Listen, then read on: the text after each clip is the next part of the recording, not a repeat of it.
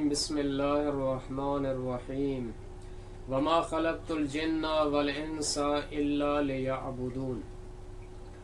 اللہ تعالیٰ اپنی مقدس کتاب میں ارشاد فرما رہا ہے، میں نے جن اور انسان کو خلق نہیں کیا مگر عبادت کے لیے۔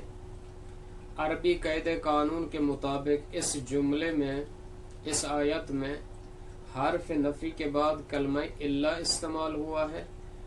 اس الا کو یعنی اس حرف الا کو بنام حصر یعنی حصر کے معنی میں استعمال کیا جاتا ہے، یعنی اس کا معنی یوں ہو جائے گا، یعنی اللہ تعالی نے انسان اور جن کو جب خلق کیا، اس ہدف خلقت، مقصد خلقت فقط اور فقط اس کی عبادت ہے۔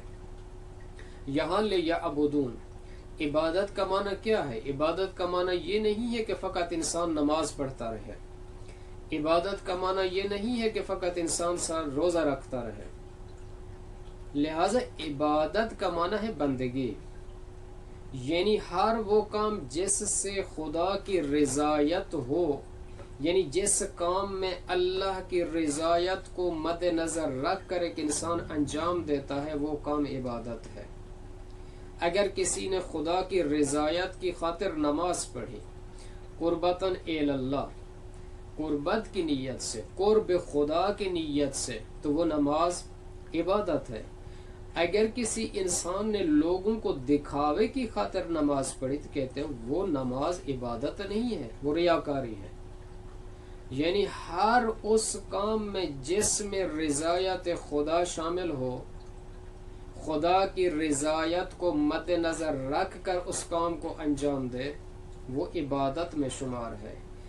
اگر کوئی انسان روزہ رکھتا ہے خدا کی رضایت کی خاطر، اس کی اطاعت سمجھتے ہوئے کہ اس خالق ہستی نے ہم پر یہ فرائض رکھے ہیں لہذا ہم نے انجام دینے ہیں، تو تب یہ روزہ عبادت میں شمار ہوگا۔ اگر یہ ریاکاری کے لیے، دوسروں کو دکھاوے کے لیے روزہ رکھتا تو کہتے ہیں وہ روزہ عبادت میں شمار نہیں ہے۔ اسی طرح اگر کوئی انسان کسی فقیر کو کھانا کھلاتا ہے، کسی غریب اور مسکین کی مدد کرتا ہے، اگر رضایت خدا اس کے اندر، اس کی نیت میں نہ ہو تو یہ دکھاوا اور ریاکاری ہوگا، اور اس میں کسی قسم کی عبادت شمار نہیں ہوگی۔ اسی طرح قربانی، اب قربانی کرنا یہ بھی عبادت ہے، چونکہ قربان لفظ قرب سے ہے۔